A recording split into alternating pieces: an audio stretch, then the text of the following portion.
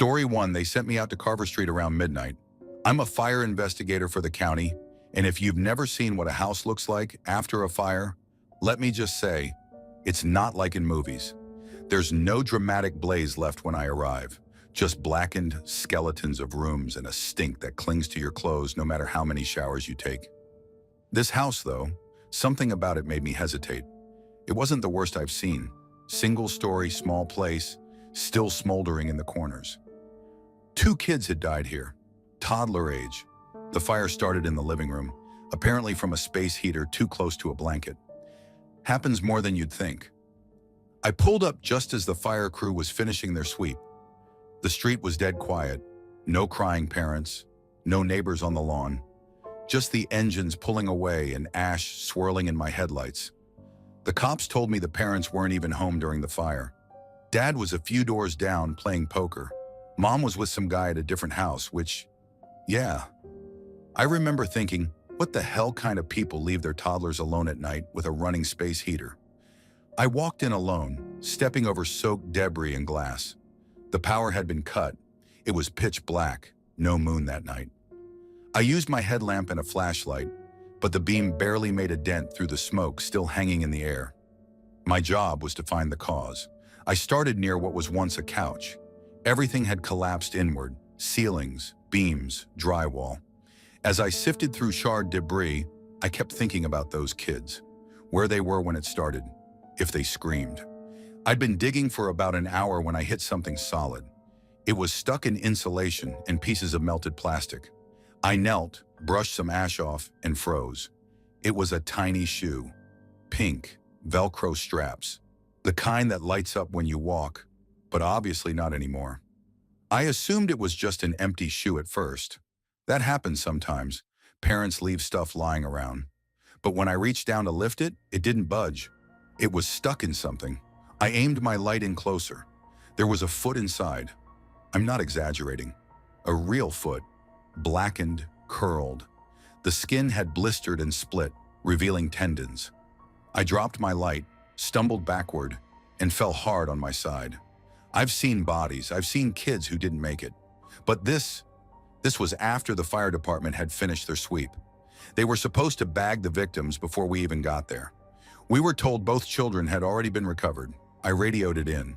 They told me no, both bodies had been accounted for. 2 full bodies taken out before I arrived.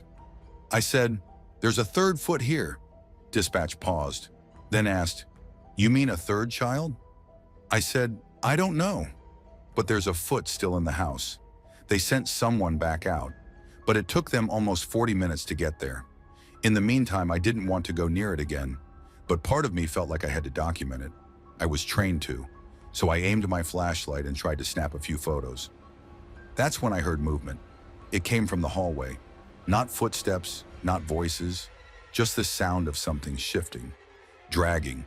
I froze, shined the light toward the hallway. Nothing. Then something darted past, so fast I almost thought I imagined it, but I heard it. A scraping sound, like fingernails on tile. Then silence. I started backing out of the room, one step at a time. The light trembled in my hand. I scanned the ceiling, the corners. Nothing. Until I turned back to the shoe. It was gone.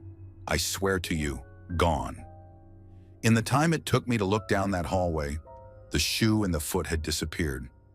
I stood there in stunned silence, breathing through my mouth to keep the stench from choking me. Then I noticed something even worse. There were small black footprints across the floor, fresh ones, imprinted in ash, tiny, human. They led away from the spot where the shoe had been, across the living room, into the hallway. I thought I was losing it. I called out, "Hello?" My voice cracked. No answer. I took a picture of the footprints before I lost my nerve and ran outside. I stayed by my truck until the other team showed up. I told them what I saw, what I found. They looked at me like I'd been breathing in too much smoke. When we went back inside together, no footprints, no shoe, no foot, nothing. They searched the whole place again, no extra remains, nothing out of place. One of the guys laughed and said, "You sure you didn't bring that foot in with you?" I didn't laugh. Here's the part that keeps me up at night. 3 days later, I got a call from the medical examiner. They were doing autopsies on the 2 recovered bodies. The older child, he was 5, had both legs intact. The younger one, the 2-year-old, she was missing a foot. They never found it. And when I told them what I saw, they logged it as a miscommunication. Said I probably saw something else and panicked. I know what I saw. I know what I held. I left the job 3 months later. Couldn't go back into burned houses after that. Couldn't stop thinking about the footprints in the ash, the way they led into the hallway, the way they didn't come back out. Story 2. I never thought a routine call could shake me to my core, but that night is etched in my memory. I'm a paramedic based out of Seattle, and after nearly a decade on the job, I've seen my fair share of tragedy. Cars wrecked on rainy roads, overdoses in dark alleys, and medical emergencies that defied logic. But nothing prepared me for the call to that lady's house. A call that ended in an experience too bizarre to forget. It was a foggy fall evening, the kind of night when the city lights blur into ghostly halos against the drizzle. I was on standby near Capitol Hill when the dispatcher's voice cut into my thoughts with an urgent, "Residential call, urgent, 1123 Linden Avenue." I don't recall all the details of the call. The exact nature of the medical emergency wasn't even mentioned, but I was told that a woman was inside and needed assistance. I grabbed my gear, radioed in my location, and headed over to a 2-story home tucked away in a quiet neighborhood. When I arrived, the street was eerily silent. The house itself looked unassuming, lights spilling from curtained windows as if the occupant wanted to keep the world at bay. I parked my rig and stepped out under my umbrella, the rain tapping lightly on my uniform. I approached the front door and knocked a few times. No answer initially, but a faint shuffling sound prompted me to try again. Soon enough, the door creaked open, and a gaunt, middle-aged woman peered out at me. "Please, come in," she said in a low, trembling voice. Her eyes were red, but not from crying. It was something else, some unspoken worry that radiated as much from her expression as from the darkness behind her. Inside, the house smelled faintly of antiseptic and something older, a mustiness that clung to the patches of peeling wallpaper. The emergency was supposedly in the living room. I moved cautiously down the hallway to where she directed me. She didn't say much. Her eyes darted around as if waiting for something to happen. I couldn't tell if she was relieved or terrified to see me. "Ma'am, what seems to be the problem?" I asked gently as I scanned the sparse room. There were no obvious signs of injury or distress. A small clock ticked on the wall. The furniture was modest. That's when I noticed the sheets of paper. At first, they were just in the corner near a dim lamp, a few pieces of yellowed paper taped haphazardly to the wall. I moved closer. The text, written in a shaky hand, read, "Remember, the voices aren't real." I frowned in confusion, wondering if it was part of some motivational poster gone awry, or if it was something more sinister. "Ma'am," I called, "can you tell me about these papers?" I gestured toward the wall, keeping my tone steady. She hesitated. I put them there," she admitted, voice low. They remind me that sometimes your mind can trick you. The voices, they're not real. I need to remember that." I stood there for a moment, flashlight in hand, trying to piece it together. There were more sheets up in other areas of the house, kitchen walls, a hallway, even taped inside a closet door. Every single one bore a near-identical message. It wasn't just a few stray notes. It was a pattern, and it permeated the house like a mantra. I wondered if it was some kind of coping mechanism or a warning. Either way, it was disturbing, a glimpse into a troubled mind. The paramedic in me was trained to treat physical ailments, but I couldn't ignore the psychological horror unfolding before me. The woman's living space was immaculate except for that wall of papers. They hissed something quietly into the ambient silence, a reminder of an unseen presence, voices that haunted her. I remember feeling a strange warmth in that moment, almost a protective sort of calm emanating from the very act of her addressing something so dark. It was as if she had exercised a bit of her own fear by putting those words everywhere. "Did you say the voices?" I tried, seeking to clarify. "She come at night," she said softly, turning away. "They whisper things, tell me horrible things.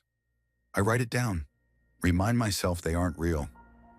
Her eyes met mine briefly, a silent plea for understanding. I nodded, though I felt the chill of a reality that was all too familiar to me in different forms.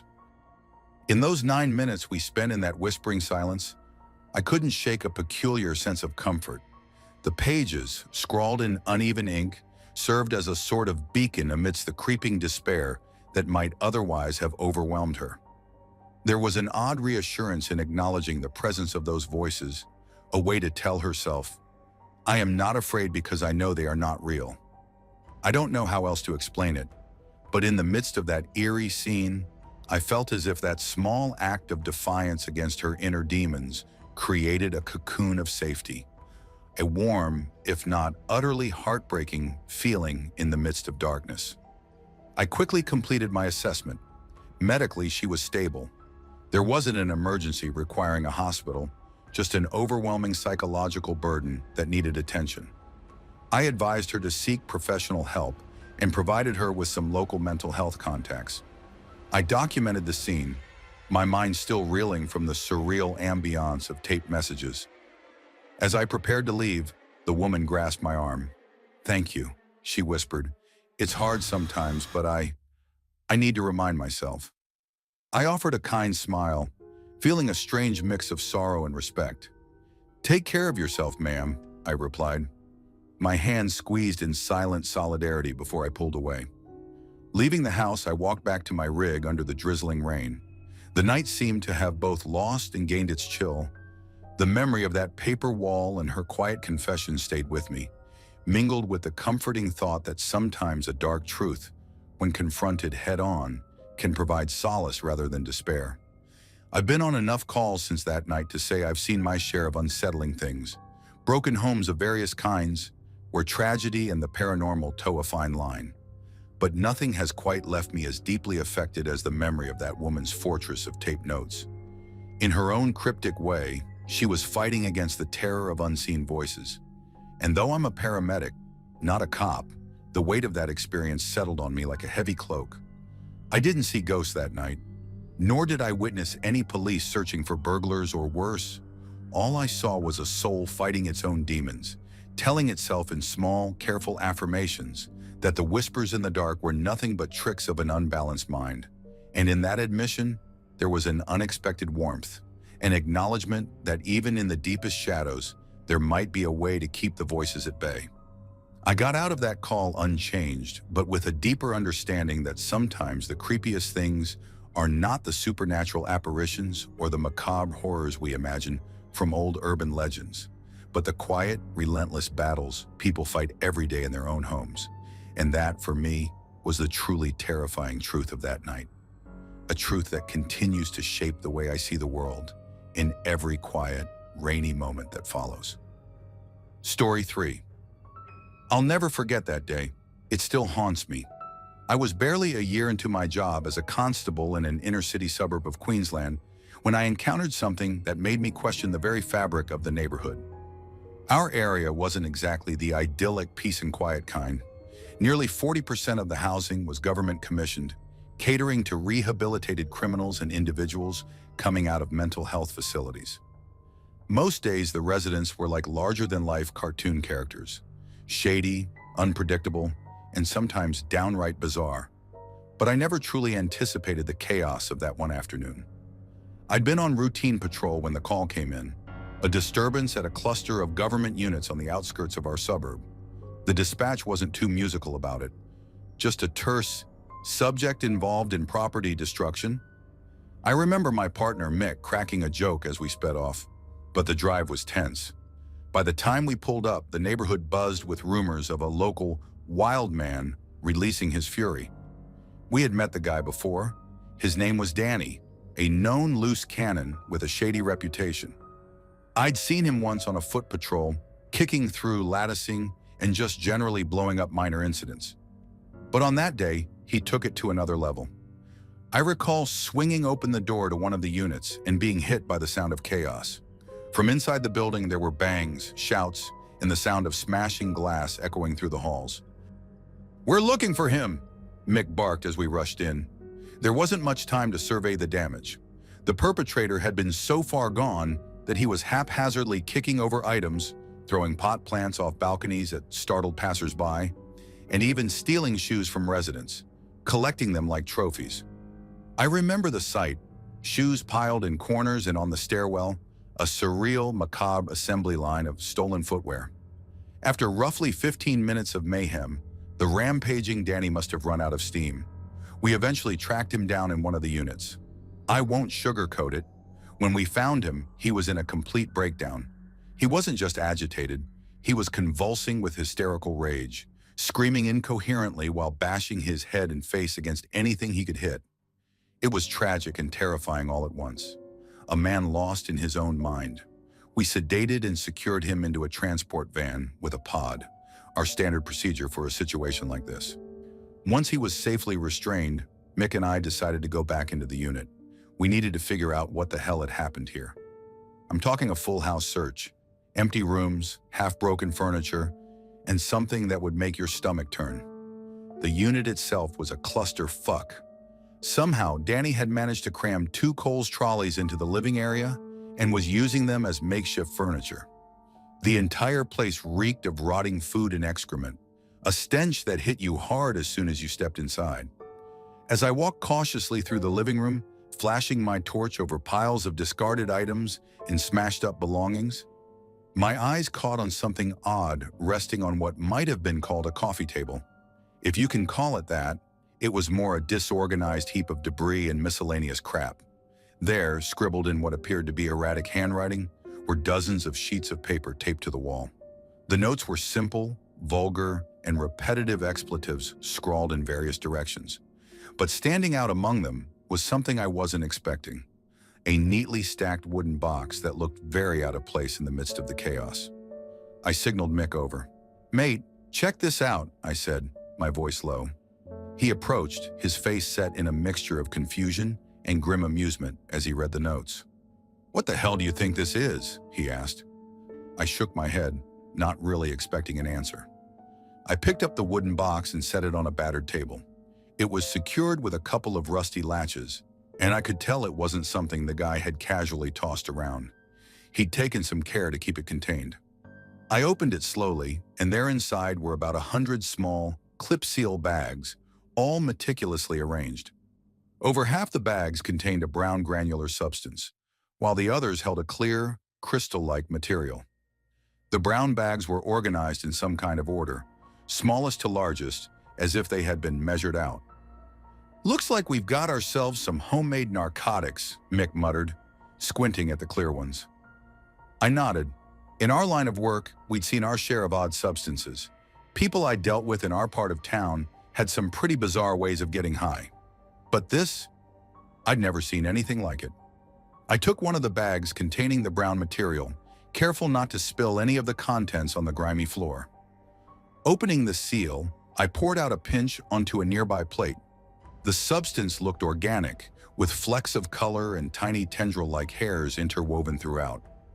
It wasn't powdered like cocaine, nor did it have the crystalline structure of meth. There was something unidentifiable about its texture, something that I couldn't quite place even as a seasoned constable. "Never seen anything like that before," I said aloud, even though Mick didn't need me to spell it out. His eyes met mine, a shared moment of mutual uncertainty flickering between us. We consulted our field kit and took a small sample for testing. The plan was to send it off for analysis and hope for some answers later. But at that moment, the discovery itself was enough to send shivers down my spine. I recall thinking, in that moment, how utterly unpredictable life could be. One minute, you're out on patrol, dealing with your usual assignments and petty crimes, and the next you stumble across a scene that feels ripped straight out of a nightmare. Here I was in an inner-city unit in Queensland, where most days you expect to see drunks, petty thieves, and the occasional vandal. Yet today I'd encountered a violent outburst from a deranged man, a house staged like a madhouse with Kohl's trolleys as furniture, and inside it, a stash of unknown narcotics that I couldn't even identify. I finished bagging the sample and secured the wooden box for transport.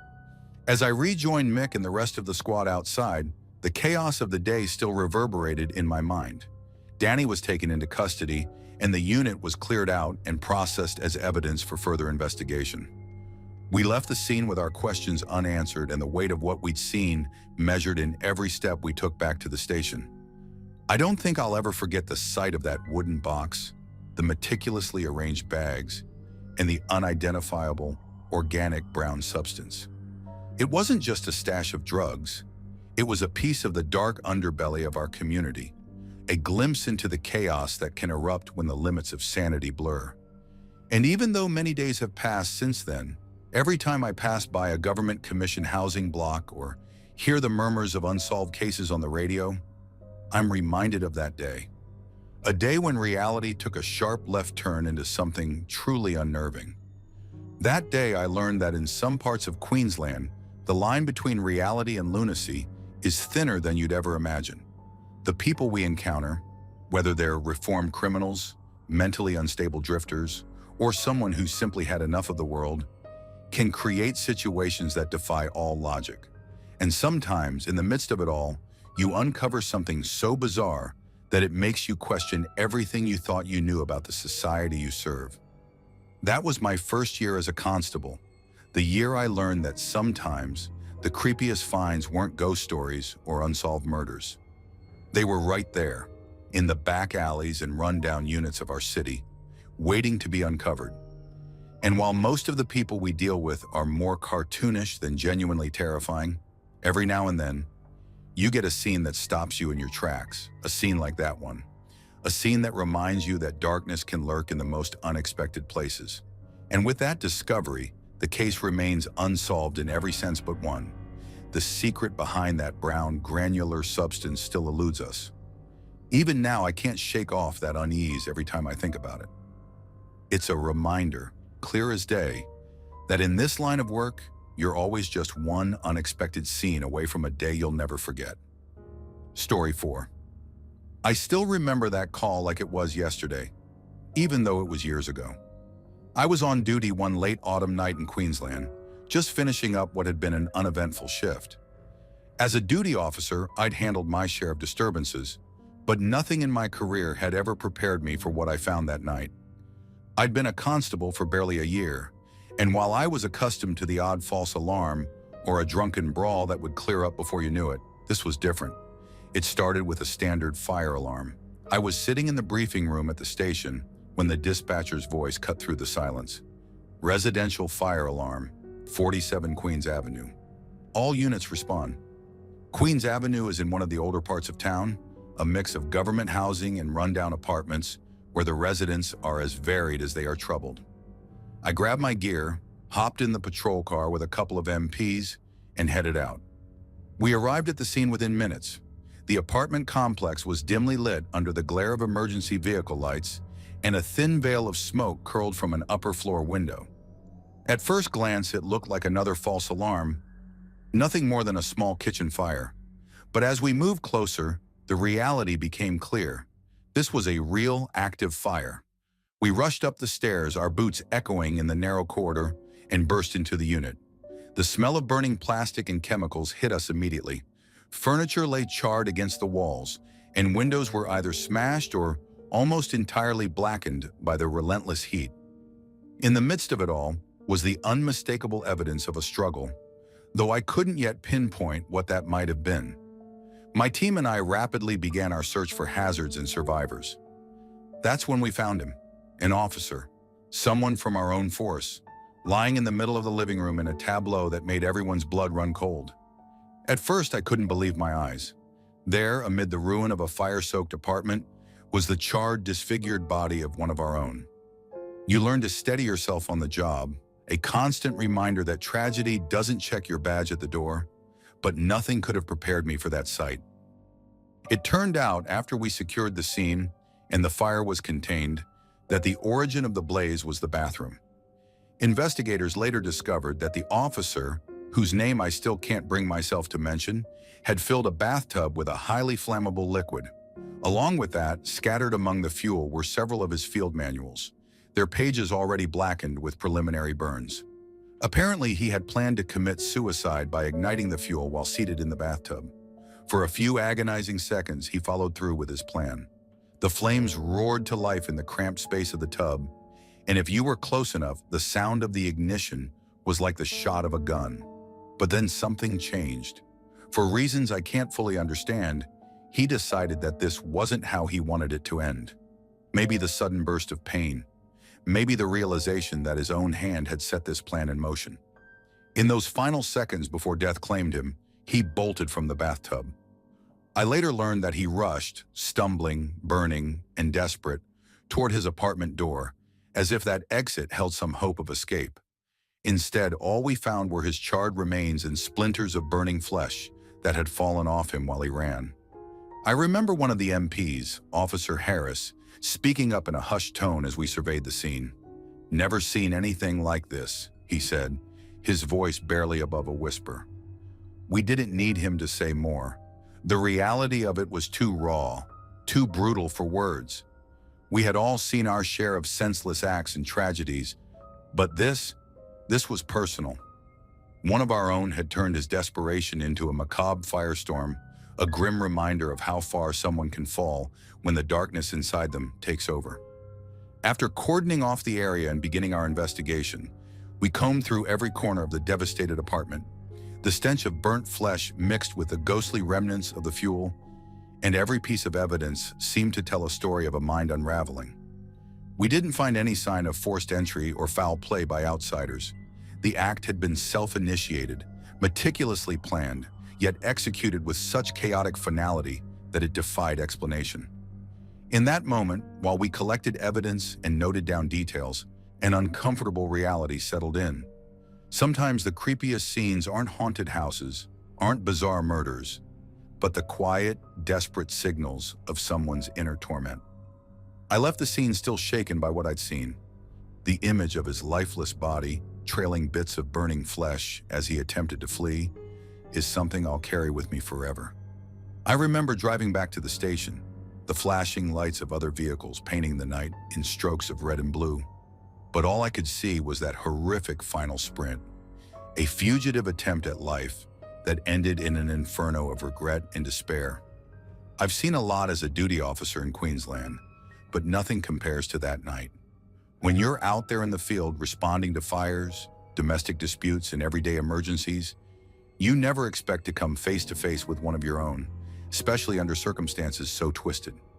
I've always believed that what we see on the job is a reflection of the world's hidden darkness, but that night drove the point home like nothing else could. That was the night I learned that not every mystery on a house search can be solved by the badge on your chest. Sometimes the horrors you uncover are deeply personal, born from a human heart pushed to its breaking point.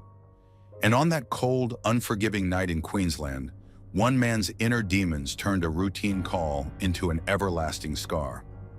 That was the night I encountered a horror that wasn't staged or imagined, a genuine, gut-wrenching act of self-ruin that left us all questioning how someone meant to stand for law and order could be undone by their own inner chaos. And that memory, burned into my mind, will linger with me long after my time on these streets is done. Story 5. Not a cop, but I was on vacation at my grandparents' place in Iowa, a small farmhouse in the middle of nowhere, where the only neighbors were a handful of elderly souls and endless stretches of cornfields. I'd taken some time off from my beat as a cop to get away from the city's constant buzz. But even in this quiet, rustic setting, the night had a way of stirring up unease. It was around 2 a.m., and I had just stepped onto the back porch for a quick smoke. The air was cool and still, and the cornfields rustled softly in the distance. I wasn't expecting much. After a long day of patrol and paperwork, a cigarette alone under the stars was all I wanted. But as I reached the sliding door that led from the porch into the living room, something caught my eye, a movement in the dim light that froze me in place. At first, I thought it was just a trick of the shadows. The door, a big sliding one that my grandparents rarely used in the dead of night, allowed about an inch of free play in its latch. Leaning through that gap was a figure, wearing a creepy mask that looked all too familiar to the ones in those low-budget found-footage horror movies. The mask was a grotesque, featureless thing with deep-set eyes, but what chilled me to the bone were the eyes behind it. Jet black, empty, and unblinking. I stood there, heart pounding erratically against my ribcage, unable to move as the figure's presence pressed in on me. He was quietly wiggling the door, his fingers working at the faulty lock as if determined to force it open. I remember feeling a tightening in my chest, a cold, unyielding dread that made every part of me clench up. I dropped my cigarette without a thought. It clattered to the porch steps, a small, insignificant sound that somehow punctuated the terror of that moment. For a suspended second, time seemed to slow. The masked stranger froze too, and our eyes, if you could call them that, through that hideous mask, locked. In that brief encounter, a terrible understanding passed between us. He was here, and he meant to get in. Without warning, he shook the door frantically, like a man possessed, as if he was trying to rip the barrier off the house itself. The sound of the sliding door, normally a quiet, almost mechanical whisper, was replaced by a frenetic rattling noise that resonated in my ears. Instinct took over. I bolted from the porch and raced down the hall to the gun cabinet in my grandpa's study, the one he'd kept locked away for his own protection.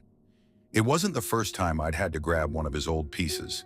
I'd seen enough to know that sometimes you needed something tangible when facing the unspeakable. My thoughts were pounding in my head. What do I do now? Is he real? Is he a threat? I fumbled with the lock on the cabinet, every second of hesitation feeling like an eternity. Maybe I should call someone, I thought, but my training said to confront the threat if possible. I found an old revolver. I wasn't exactly sure what caliber, but it was heavy in my hand, a comforting weight that reminded me of duty, responsibility, and the grim reality of life. I clutched it tightly and sprinted back toward the sliding door, my boots slapping against the dark floor as adrenaline surged. When I reached the back room, the sliding door was ajar, a thin gap letting in the pale glow of the interior. I spun around, rifle raised, and scanned the area. But the masked figure had vanished, gone as if he had never been there. For a long, dreadful moment, I just stared into the dark void beyond the door, trying to catch any hint of movement, a flash of a hand, a twitch of fabric. But there was nothing. My breath came in sharp bursts. I backed away slowly, still holding the gun, and made my way to wake my grandparents. I remember shaking my grandpa, my voice trembling as I explained. "There's someone at the back door. He was in a mask. I saw him trying to get in." They emerged bleary-eyed and confused, still half asleep in the dim light of early morning. My grandmother's eyes grew wide with fear, and my grandpa hesitated, then grabbed his own service weapon that he kept for emergencies. We formed a small circle by the door, our nerves on edge, and checked every corner of the back room and the sliding door. The only evidence of intrusion was that one unsettling gap in the door's security, a gap wide enough for someone to wiggle through if determined. But no matter how many times we stepped over the threshold, we couldn't find any trace of the masked intruder. The silence that followed was thicker than the darkness around us. For a few quiet moments, all we could hear was the rustling of the corn outside and the soft murmur of our disappointed, confused breaths. We eventually returned inside, locking every door behind us. I still held the revolver, even though I wasn't sure if I'd need it again. My grandparents tried to reassure me, but I couldn't shake the image of those jet-black eyes staring right at me from the darkness. I never did find out who or what that was. The investigation didn't lead to any suspect. There were no fingerprints, no footprints, nothing left behind except the memory of that moment of terror. In the days that followed, I couldn't go near the back porch without my heart pounding, my mind replaying those final seconds when the door rattled and that figure locked eyes with me.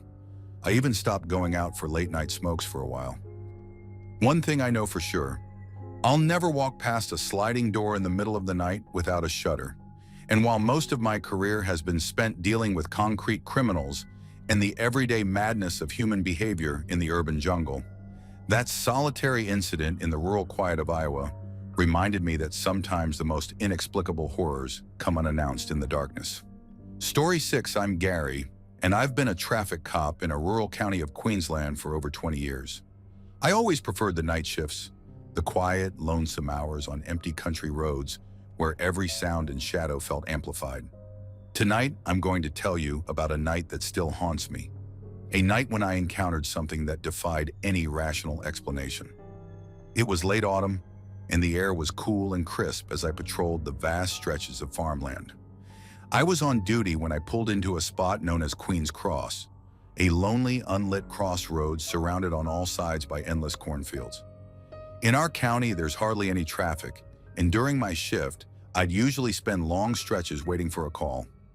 I parked my patrol truck right there and settled in, doing some paperwork in the cramped cab. The only light I had came from the dashboard, instruments, and the beam of my headlights, cutting a path through the darkness. I remember sitting there in the stillness, feeling that familiar sense of isolation that makes you both anxious and oddly secure at the same time. I'd always felt that these empty roads held secrets, that in the vastness of it all, you might just catch a glimpse of something beyond the ordinary. That night, though, nothing could have prepared me for what happened next. Out of nowhere, the entire area erupted in a harsh, blinding white light. I don't know how to explain it. One moment I was in the dim light of my truck's cab.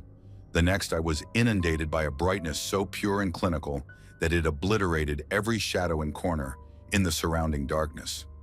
It wasn't like a sunrise or any normal phenomenon. It was sudden and overwhelming, like someone had switched on all the lights in the universe at once.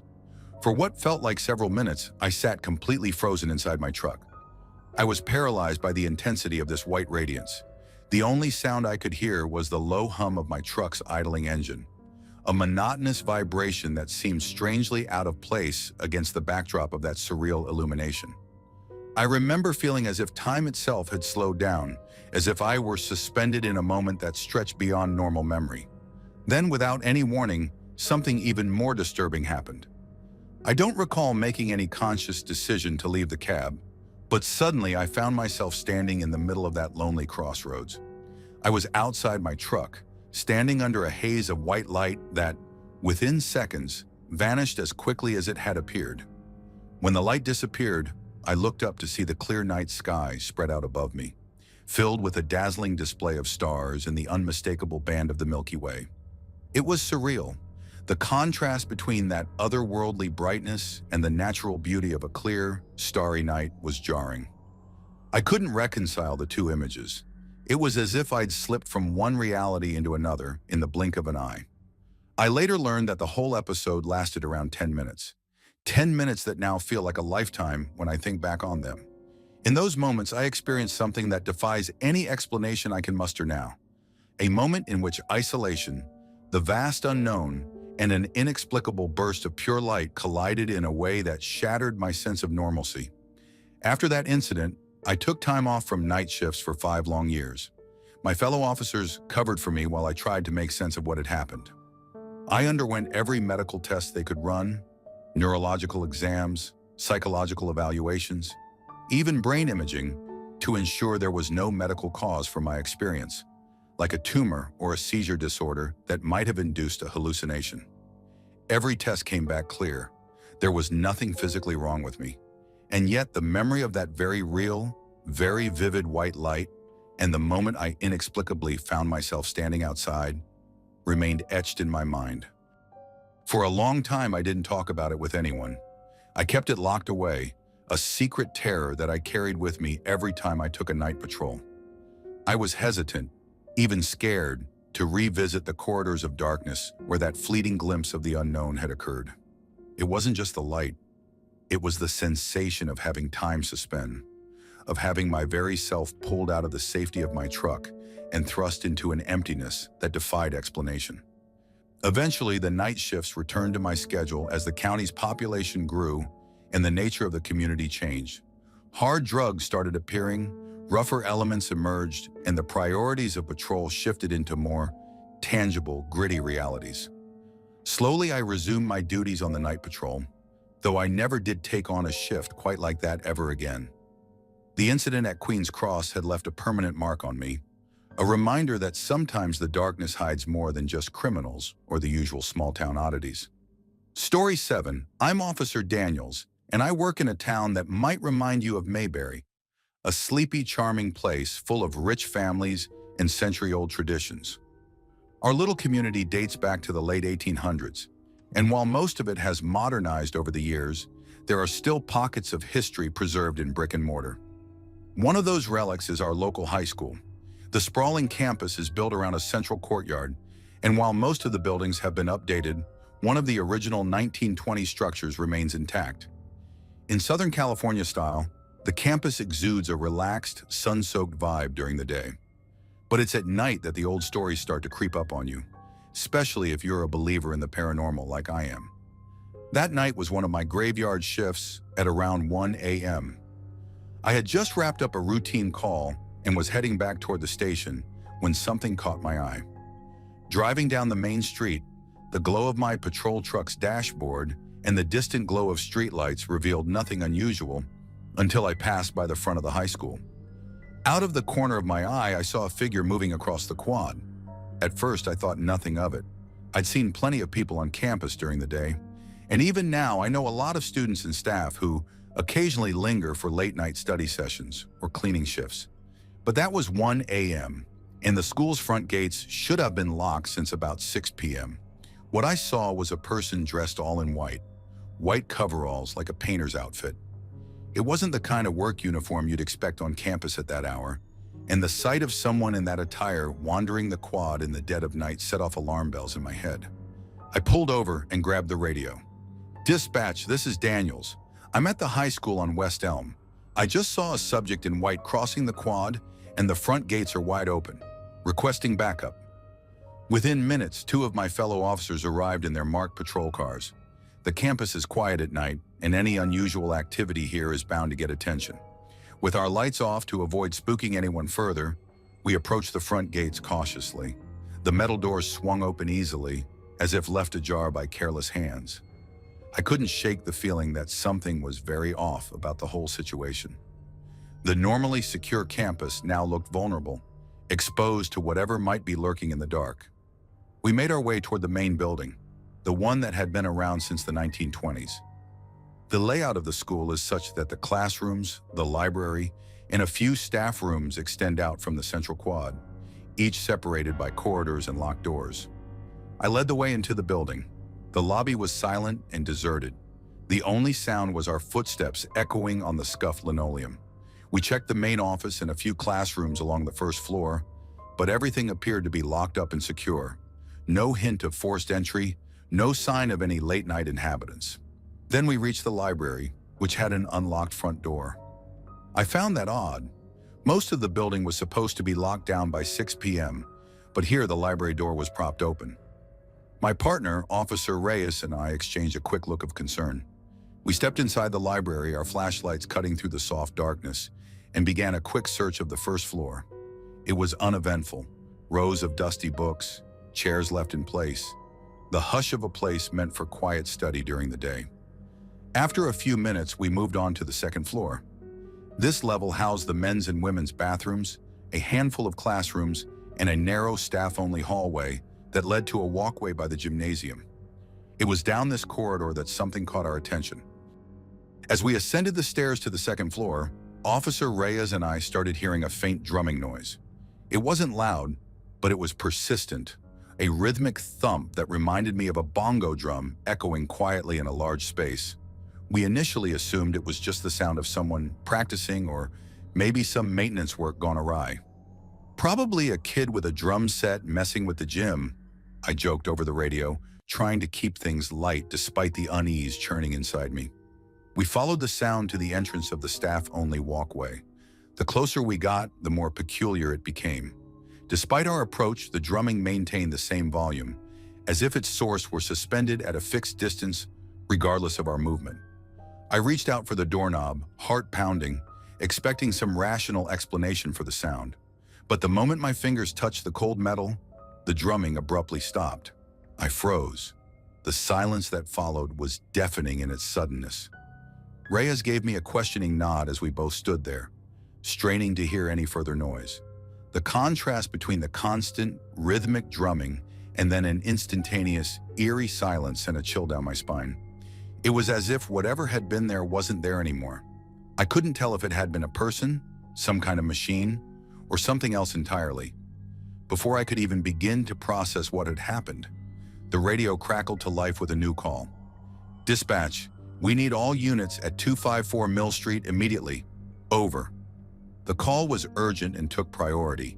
abruptly pulling us away from the mystery of the staff-only walkway. I muttered something about the shift changing, and we packed up our gear. We left the high school and headed off to the new call, our investigation at the campus put on ice. I've always been a believer in the paranormal, and over the years, the old-timers around town have shared enough ghost stories to keep my mind open to the unexplained. But that night was different. It wasn't a full-blown haunting with apparitions and wailing echoes. It was a fleeting moment, a glimpse of something that made you question reality. The image of a person in white milling about a dark courtyard and the vanishing drumming noise in that ancient hallway remains etched in my memory. That night I left the high school with a heavy heart and a mind full of unanswered questions. I've carried that memory with me ever since. A quiet terror that resurfaces on dark, lonely nights when the familiar turns inexplicably strange. I'm still out there, catching calls in a town full of secrets, but nothing has ever quite mirrored the eerie encounter at that 1 a.m. crossroads of an old school building. I've learned to accept that some things in life are meant to remain unexplained. That night, as I drove away from the campus with my radio crackling the next call, the mystery of that drifting white figure and the vanishing bongo drumming left a mark on me. A mark that reminds me that in our line of work, sometimes the most unsettling encounters are the ones that slip through our fingers before we even have a chance to understand them.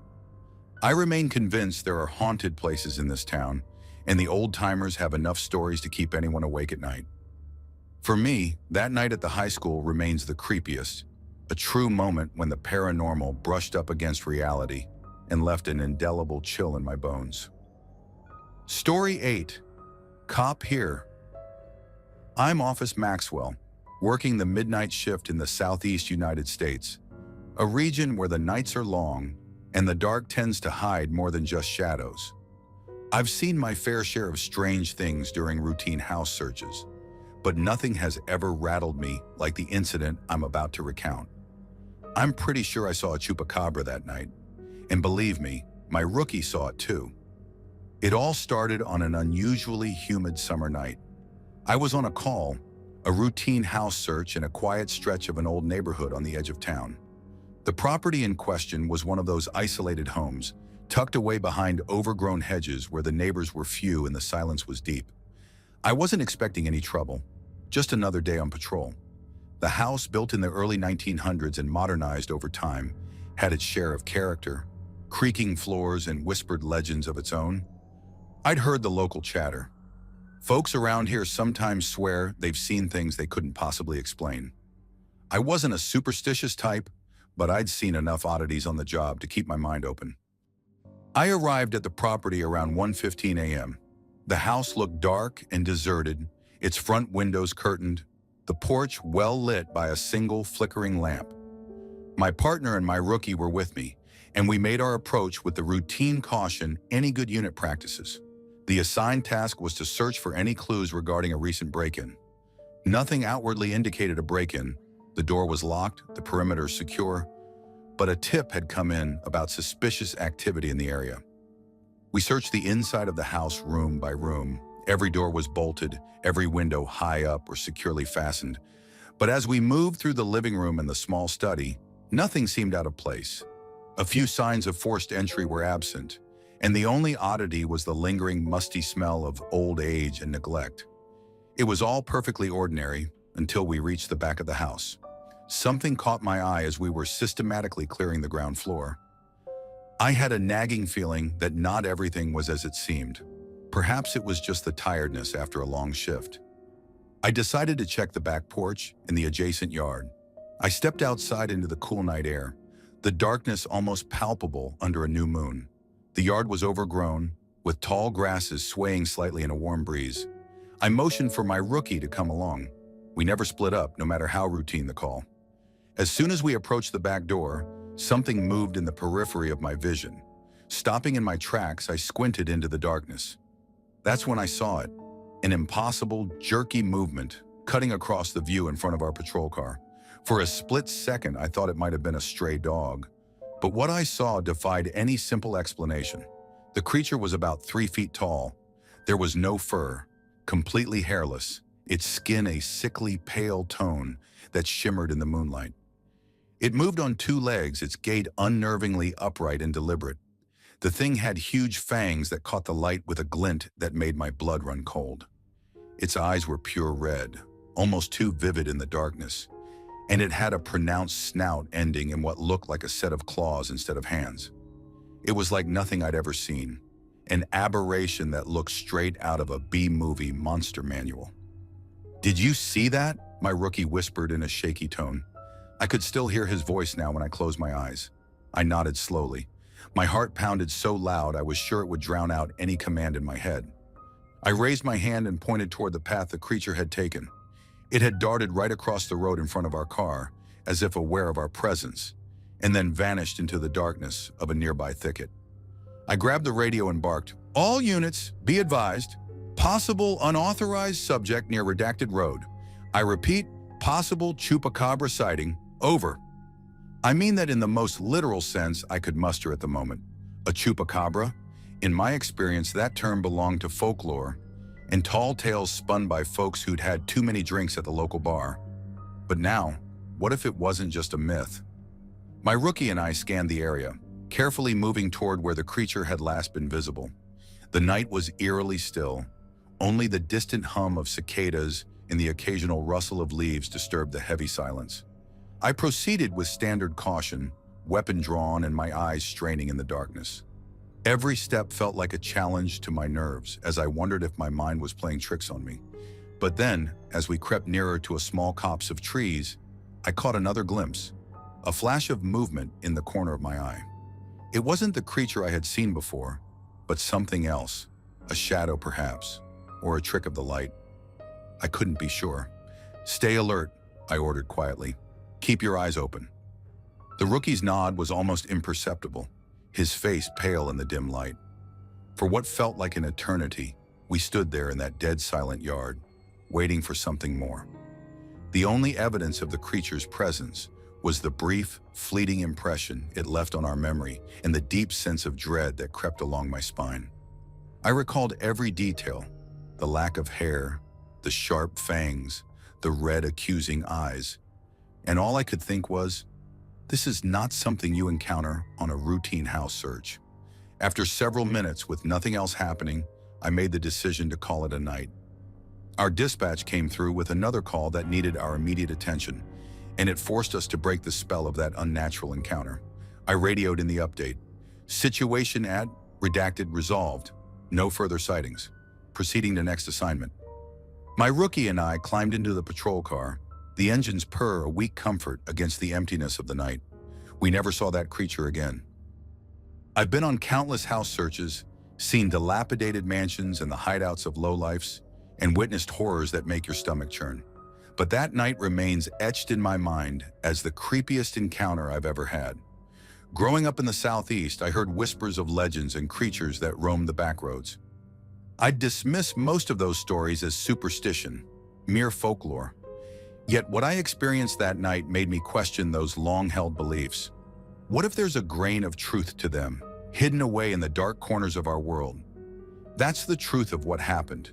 The moment I saw something that defied explanation, something that made me wonder if chupacabras were more than just bedtime stories for scared kids. Story 9. I'm a correctional officer at a maximum security men's facility, and I've been doing this job long enough to know that sometimes the darkness hides more than just inmates. I'm used to the odd strange call or eerie silence in the dead of night, but one incident still sends chills down my spine. A moment so bizarre and unexplainable that I still question it every time I walk the halls. I want to share that night with you. It was a typical Wednesday, and my shift was set up so that I had to cover the 11 p.m. inmate count on one of the blocks. My normal post was supposed to close at 9:45, meaning I'd usually have time to just sit back, relax, and read until my next duty. But my sergeant had specifically asked me to stick around and be prepared for the count, so I was on high alert even as I expected nothing out of the ordinary. After my post officially closed, I went over to the cross gates area, a sort of hub between the 4 blocks of the facility. This area is where both inmates and officers must pass through. There's a small desk where we hang out during downtime. I settled in, reading a magazine while my back faced the DE block so that I could have an eye on the corridor. Sitting across from me was another corrections officer, facing the hallway coming up from Central Block. Every one of us knew that at that time, no inmate was allowed to be out unless escorted. It was supposed to be a quiet period. I was deep into my reading when I first heard something that didn't belong, the soft, deliberate sound of footsteps behind me. I didn't think much of it initially. In a place like ours, unexpected creaks and shuffling sounds aren't unheard of, especially in the dead hours of the night when the building settles. But then I realized I wasn't hearing any keys jangling. There was no familiar clatter to suggest a fellow officer was coming by. I turned around slowly, scanning the dark corridor, but saw nothing but an empty hallway stretching off into nothingness. I glanced down the AB hallway and even craned my neck up toward the yards, the kitchen, and the education section. But all I found was silence and the hum of the distant air conditioning. I shrugged it off, chalking it up to a stray sound. Maybe my imagination running wild after hours on a quieter night. Just then, the other officer, let's call him CJ, spoke up. "Hey man, you got someone coming?" His tone was low, almost a mumbled question. I simply replied, "No, nothing." And he went back to his spot, resuming his quiet reading, as if nothing had happened. Time passed and the clock soon struck 11 p.m. The routine inmate count was about to begin. CJ left his post and headed down the AB hallway to wait for the finished count slips from the block officers that would be brought to our Cross Gates station. I was then required to head over to B block to help out with the count, just as my sergeant had instructed. I walked briskly toward B block, and on the way, I louted up into the control room to alert them of my movement. "Control, this is Officer Daniels. I'm on my way to B block. Let me in, over." I called a couple of times, but no one responded. The connection didn't come through, and I could already feel my pulse quickening as I realized something was off. Not wanting to attract unnecessary attention on the radio, knowing that my sergeant liked things quiet, I quickly turned around and sprinted back to the Cross Gates area. It was just a short run, a mere few feet away, but in that moment, every step felt like an eternity. I needed to call the block officer myself to let him know I wasn't abandoning my post and to request that someone inform the control room that I was on my way. I pulled out my phone and started to dial in a quick message. That's when it happened, a moment that I'll never forget. As I was speaking on the phone, standing by the Cross Gates, I suddenly felt a presence behind me, a chill prickling along my neck. And then I heard a voice, clear as glass despite the adjacent darkness, whisper right into my ear. "What are you doing?" The voice was so unexpected and jarring that it froze me in my tracks. In that split second, I assumed it might be our buddy Mike, the one with the rough voice who sometimes patrolled near D/E block overnight. It was the kind of tone and style he might use, especially when catching someone off guard. I even raised my hand to wave him off in a silent, "Shut it, I'm on the phone" gesture. I expected him to laugh or say something, but as soon as I hung up and turned around to call out jokingly, there was no one. The hallway was empty, silent except for the residual echo of that whispered taunt. I don't recall any sounds of keys rattling or any other indication that someone might have been there. I just knew in that moment something had clearly been behind me and was watching. I felt my stomach constrict with pure adrenaline and inexplicable fear. It was a brief, almost imperceptible moment, but one that left my mind reeling. Sufficiently freaked out, I didn't wait around a second longer. I sprinted back to my assigned block. My heart was pounding in my ears as I ran, and thankfully, I made it in time. I was let right into the section, and I did my duty on the count without further incident. After the count cleared correctly, I planned to return to the Cross Gates to try and calm my nerves by reading in private, but the unnerving encounter still lurked in my mind. I ended up staying on that block until the officer on duty there got his relief for the night. I never heard that eerie whisper again, and I eventually learned that the officer I thought it was, Mike perhaps, wasn't assigned to that area that night or had already been transferred out. Either way, he couldn't have been the source of that bone-chilling voice, and no other sounds, no clattering keys or footsteps, were heard before or after that incident. That's the creepiest thing I've ever encountered during a house and facility search. It was a moment in time that defied explanation, a brief encounter that left a lingering chill and a reminder that even in the rigorously controlled world of corrections, the unknown can still slip in and make itself heard. And sometimes in the quiet moments before your next shift, you can almost swear you hear that same voice whispering from the darkness. "What are you doing?" Story 10. I'm Officer Rogers, a rookie cop in a town that looks like it popped straight out of a Mayberry remake. Small, friendly, and full of pristine, tree-lined streets. Our town might be quaint on the surface, but beneath that veneer, there are stories and legends that go back to when it was founded in the late 1800s. I didn't expect to become part of one of those stories early in my career, but that one night at the old restaurant changed everything. It was a late shift, barely past midnight, and I was still riding the adrenaline of my rookie status. I'd gotten used to the steady hum of routine calls and minor disturbances in our safe, affluent town. Most nights, the calls were uneventful. A stray cat setting off an alarm or a minor break-in that was more of a prank than a crime.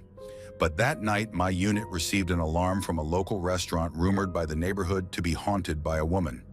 Now, I didn't put much stock in ghosts, but there was enough local chatter about it to pique my interest. The restaurant was an old brick building with character, a relic in a town where everyone thought nothing mysterious ever happened. I was on my cruiser in the rear of the block when I received the call via radio. The dispatch was all business, repeating the address and saying there was an activated alarm at the restaurant. With the lights on and sirens wailing softly in the distance, I pulled up to the scene. What struck me immediately, though, was the presence of another unit already there. It was a unit headed by Officer Thompson, a seasoned, older cop known around the department for his no-nonsense approach and his generally unshakable calm. As I approached the scene, I noticed Thompson's cruiser was parked in front of the restaurant.